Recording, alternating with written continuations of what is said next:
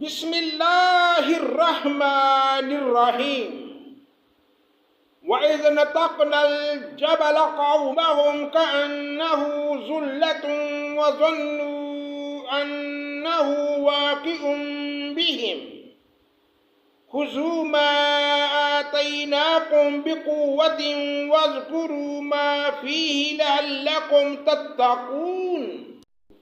اللہ کے نام سے شروع جو بڑا مہربان نہایت رحم کرنے والا ہے، اور وہ وقت بھی قابل ذکر ہے جب ہم نے پہاڑ کو اٹھا کر سائبان کی طرح ان کے اوپر معلق کر دیا، اور ان کو یقین ہو گیا کہ اب ان پر گرا، اور کہا کہ جو کتاب ہم نے تم کو دی ہے اسے مضبوطی کے ساتھ قبول کرو، اور یاد رکھو جو احکام اس میں ہیں اس سے توقع ہے کہ تم متقی بن جاؤ۔ وَإِذْ أَخَذَ رَبُّكَ مِن بَنِي آدَمَ مِن ظُهُورِهِمْ ذُرِّيَّتَهُمْ وَأَشْهَدَهُمْ عَلَىٰ أَنفُسِهِمْ أَلَسْتُ بِرَبِّكُمْ قالوا بلى شهدنا أن تقولوا يوم القيامة إنا كنا عن هذا غافلين أو تقولوا إنما أشرك آباؤنا من قبل وكنا ذرية من بعدهم أفتهلكنا بما فعل المبطلون۔ یا یوں کہو کہ پہلے شرک تو ہمارے بڑوں نے کیا، اور ہم ان کے بعد ان کی نسل میں ہوئے، سو کیا ان غلط راہ والوں کے فعل پر تو ہم کو ہلاکت میں ڈال دے گا۔ وَكَذَلِكَ نُفَصِّلُ الْآيَاتِ وَلَعَلَّهُمْ يَرْجِعُونَ۔ ہم اسی طرح آیات کو صاف صاف بیان کرتے ہیں تاکہ وہ باز آ جائیں۔ وَاتْلُ عَلَيْهِمْ نَبَأَ الَّذِي آتَيْنَاهُ آيَاتِنَا فَانسَلَخَ مِنْهَا فَأَتْبَعَهُ الشَّيْطَانُ فَكَانَ مِنَ الْغَاوِينَ۔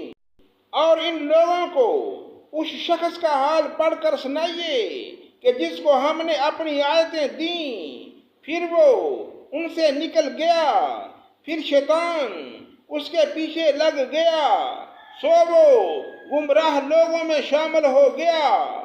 وَلَوْ شِئْنَا لَرَفَعْنَاهُ بِهَا وَلَكِنَّهُ أَخْلَدَ إِلَى الْأَرْضِ وَاتَّبَعَ هَوَاهُ فَمَثَلُهُ كَمَثَلِ الْكَلْبِ إِن تَحْمِلْ عَلَيْهِ يَلْحَثْ أَوْ تَتْرُكْهُ يَلْحَث ذَلِكَ مَثَلُ الْقَوْمِ الَّذِينَ كَذَّبُوا بِآيَاتِنَا فَاقْصُصِ الْقَصَصَ لَعَلَّهُمْ يَتَفَكَّرُونَ۔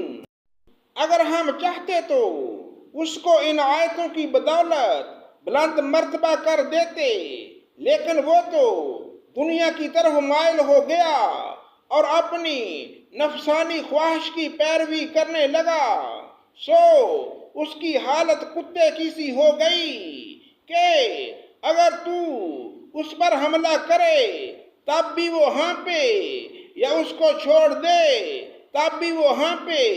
یہی حالت ان لوگوں کی ہے جنہوں نے ہماری آیتوں کو جھٹلایا، سو آپ اس حال کو بیان کر دیجئے، شاید وہ لوگ کچھ سوچیں۔ سَاءَ مَثَلًا الْقَوْمُ الَّذِينَ كَذَّبُوا بِآيَاتِنَا وَأَنفُسَهُمْ كَانُوا يَظْلِمُونَ۔ اور ان لوگوں کی حالت بھی بری حالت ہے جو ہماری آیات کو جھٹلاتے ہیں اور اپنا نقصان کرتے ہیں۔ مَن يَهْدِ اللَّهُ فَهُوَ الْمُهْتَدِي وَمَن يُضْلِلْ فَأُولَئِكَ هُمُ الْخَاسِرُونَ۔ جس کو اللہ ہدایت کرتا ہے سو ہدایت پانے والا وہی ہوتا ہے، اور جسے وہ گمراہ کر دے سو ایسے ہی لوگ خسارے میں پڑنے والے ہیں۔ وَلَقَدْ زَرَعْنَا لِجَهَنَّمَ كَثِيرًا مِنَ الْجِنِّ وَالْإِنسِ لَهُمْ قُلُوبٌ لَا يَفْقَهُونَ بِهَا وَلَهُمْ أَعْيُنٌ لَا يُبْصِرُونَ بِهَا وَلَهُمْ آذَانٌ لَا يَسْمَعُونَ بِهَا أُولَئِكَ كَالْأَنْعَامِ بَلْ هُمْ أَضَلُّ أُولَئِكَ هُمُ اور ہم نے ایسے بہت سے جن اور انسان دوزخ کے لیے پیدا کیے ہیں جن کے دل ایسے ہیں جن سے نہیں سمجھتے اور جن کی آنکھیں ایسی ہیں جن سے نہیں دیکھتے اور جن کے کان ایسے ہیں جن سے نہیں سنتے۔ یہ لوگ بھی چوپایوں کی طرح ہیں بلکہ یہ ان سے بھی زیادہ گمراہ ہیں، یہی لوگ غافل ہیں۔